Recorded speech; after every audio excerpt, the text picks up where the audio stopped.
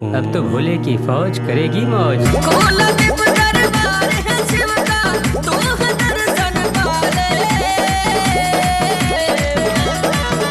नमस्ते प्रणाम, आप सब देख रहल बानी भोजपुरी प्लस। तो आज के ई खबर बा एगो टीजर के बारे में। जी हाँ, आज ट्रेलर ना, आज टीजर रिव्यू बा।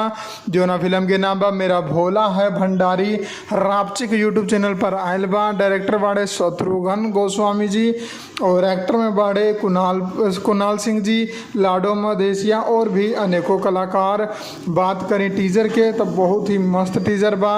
टीजर में ज़्यादा कुछ तो ना दिखल गईल बा, कहानी ई दिखाल गईल बा कि भोले बाबा के भक्ति हो रहल बा और साथ में एगो घर के कलेश भी छिड़ल बा।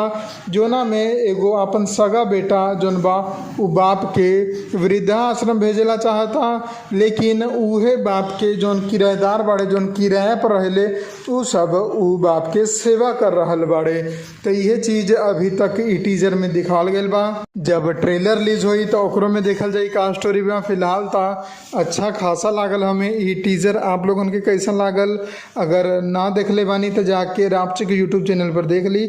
आज सुबह ही रिलीज भइल बा और हमारी चैनल के सब्सक्राइब करके बेल आइकन जरूर दबा दी।